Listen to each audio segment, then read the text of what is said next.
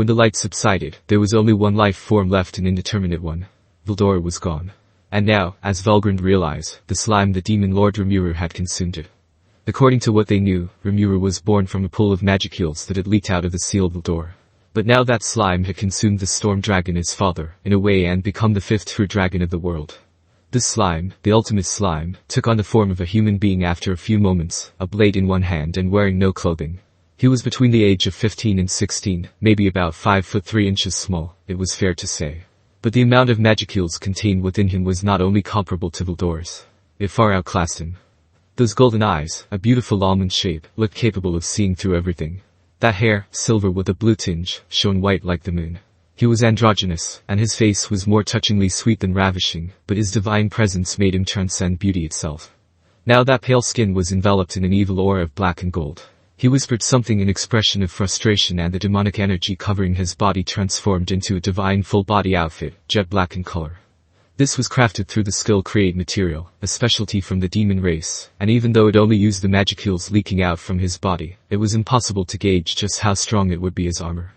Like flipping a switch, Rimuru suppressed the flow of excess energy.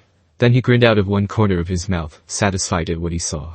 Velgrynd was watching from her prison cell, interrupting her energy transfer in the process. She was stunned, unable to believe what was happening before her eyes. The battle between Veldora, her own brother, and the demon lord Rimuru should have been overwhelmingly in the storm dragon's favor. It was absolutely impossible for the slime to surpass him in any way.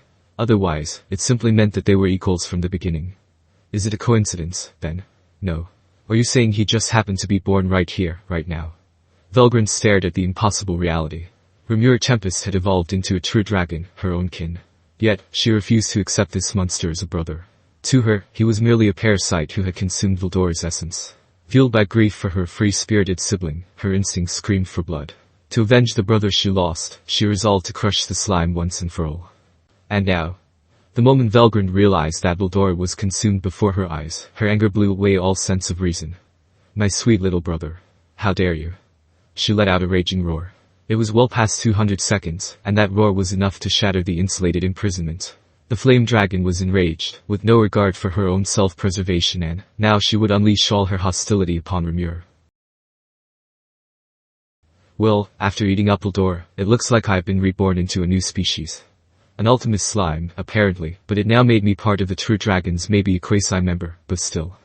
I'm really not sure there was anything slime-like about me any longer, but I'll keep that my little secret.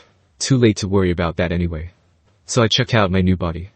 My main one, the default form that I existed in without consuming magicules, had grown considerably larger.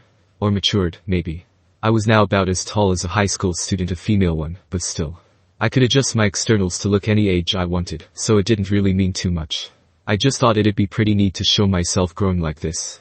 Rimuru surveyed his newly evolved form, finding his slime body significantly larger and his human vessel entirely bare. To remedy this, he utilized create material to weave a sleek black outfit, only to be flabbergasted when the simple garments registered as god-class armor. This staggering power was the result of the food chain skill, which channeled the strength of his newly awakened subordinates directly into him. Combined with the massive energy of the storm dragon, Veldora, which Rimuru had finally analyzed and integrated, his power had reached a level even he had not yet imagined. So all of this had come together to create what I had now. Basically, it's entirely Ciel's work. Now I feel like calling Ciel simply by its name is rude. Time to pay it some well-earned respect and call it Dr. Ciel. Please don't call me that. I thought I heard someone talking, but I didn't care. The good doctor is so wonderful, isn't it? And I'll be expecting big things from it going forward, too. Leave it to me. Great. So now that I had some clothes on, I needed to make sure not to forget the task at hand. Veldora, are you okay? Kwa ha ha ha. Quit making me repeat it again and again. But I am quite amazed to see you defeat my body without any hassle. Yeah, well, I was kinda too much in the zone to think about exactly what I did. But I'm so glad this worked out. Veldora and I were both safe, and it made both of us quite happy. And if we were chatting like this, I assumed Veldora's core was unscathed as well. All that remained was to reconnect our soul corridor and regenerate the ultimate skill. Veldora, Lord of the Storm. Succeeded. No problems found.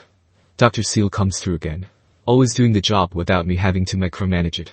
Another perfect piece of work. Veldora was finally free, but Rimuru's cold fury toward Emperor Rudra burned as intensely as ever. To protect his nation, a mere rescue wasn't enough. He had to eliminate the Imperial threat entirely. Standing before him, the scorching dragon Velgrynd seethed with rage. Though Rimuru sought no further bloodshed, as a king, he understood one thing. To ensure peace, he had to see this fight to its end. Velgrynd is no longer a threat. Not all of her skills have been analyzed yet, but a full set of countermeasures is in place. Dr. Ciel sure has a lot of confidence. Or maybe arrogance. No, it is the solemn truth. Rimuru felt a surge of confidence.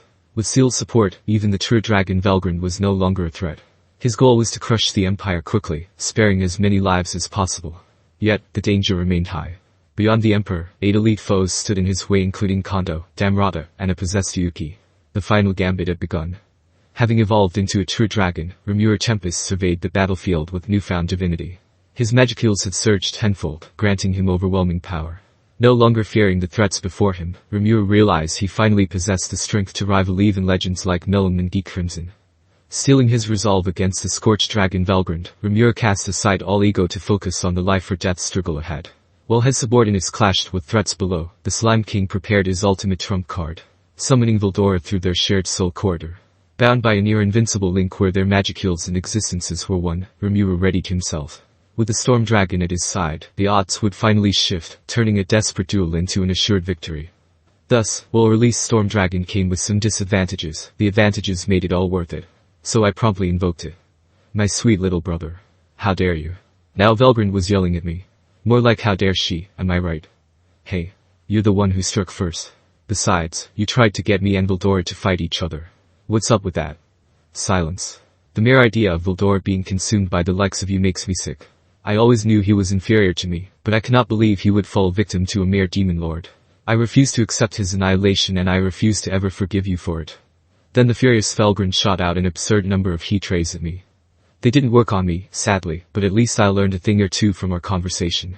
She was that angry because I had eaten Veldora she thought I must have killed him, completely eradicating him from existence.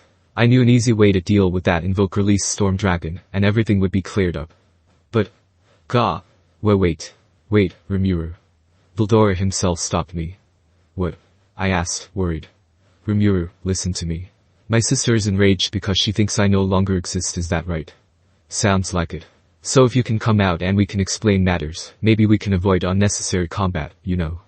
You fool. Stop being so reckless. If I reveal myself to be perfectly safe right this minute, it would be beyond awkward for me. She'll turn her rage from you to me instead. What a stupid answer. I felt like a fool for listening to him. I thought I was going to have a heart attack. It was clear that I couldn't rely on him for anything right now. He's so useless right at the most critical of moments.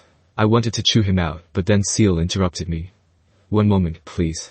I would like to take this opportunity, perhaps, to optimize Veldora's powers. I have already received permission from him, so please hold off invoking Release Storm Dragon until the skill reformation process is complete. His tone was as fetching and courteous as ever. According to Ciel, Veldora's ultimate skill Faust, Lord of Investigation, would be revised and evolved into the new ultimate skill Nyarlathotep, Lord of Chaos. Given that this was an evolution, this would come with a tremendous strength boost, but what caught my ear in particular was how Ciel already received permission.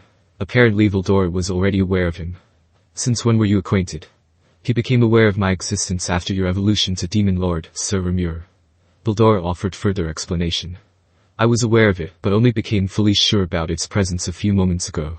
In the history of this planet, after all, I've never heard of a mere skill acquiring sentience for itself. But Sin-type abilities are known to contain something like an ego for themselves, so I began to suspect that it might have been possible after all. So Veldora was suspecting something since way back in the Great Sage days. He had been observing a thing or two inside my stomach, he said, and what he saw often seemed strange and mysterious to him. Once that turned into Raphael, Lord of Wisdom, with my Demon Lord evolution, though, he was pretty much sure of it. It turns out he had been holding conversations with it up to that point, apparently thinking it was me all along.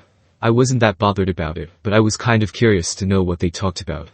But be that as it may, Veldora was acquainted with Ciel. That was the important part. Okay, so you knew each other, and you agreed to his proposal. Is that right? Indeed I did. I was hoping I could take on my own sister, but under these circumstances, Rimuru, I will leave it to you. Glad he's back to his usual two-timing self. That's the exact opposite of what you were saying earlier, isn't it? And Ciel's way too eager to mess around with his skills, too. I really didn't think now was the time for this, but maybe it'd be more of a hassle if they tried that stuff while Veldora wasn't confined. Besides, I was kind of interested in testing out my powers. I had Veldora to take on in the future, so I had an obligation to find out how strong I was now. Velgrynd would be the perfect guinea pig for this. Now that the heat was off, no pun intended, I could use her to see how I'd grown in assorted ways. Might as well do it while I can, right? I'll be keeping an eye on my friends, but until they're in real danger, testing my skills will take top priority. I think that would be a good idea. Ciel seemed happy about it, too. So I was all set to go, but then it had a follow-up proposal for me. By the way, following my assorted analyses, I am now able to combine the ultimate skills Veldora, Lord of the Storm, and Uriel, Lord of Vows, to form the ultimate skill Hastur, Lord of Starwind. Would you like to proceed? Dr. Ciel just never lets up, does it? I'm about to fight Velgrynd here. How much free time would it have, even? It's almost like it doesn't even see Velgrynd as a challenge any longer. Tinkering with skills seems like its new hobby or something, but I really wish it'd save that for regular business hours. For the time being, I had to reject this idea. Hey, you might find a better way to modify them later, right?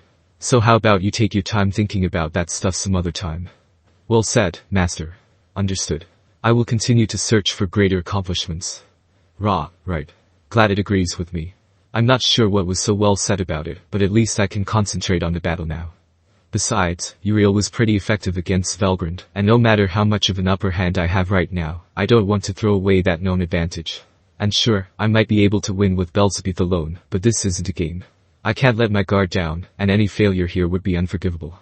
Besides, I know Ciel's thinking way too highly of me. Think I'll only give lip service to his praise from now on. Still, Ciel's love of messing around with skills was a little harrowing. His sights were turned squarely on Veldora at the moment, but he said okay to it, so whatever. The real problem would come after this battle was over. I could tell all my friends who awakened to Demon Lord form would have some major skill mods waiting for them as well. Dr. Ciel could work that out in no time, I was sure, and I had a feeling it'd be champing at the bit for the opportunity. Or maybe it was already hard at work. But even as I worried about this, the showdown with Velgrynd was about to begin.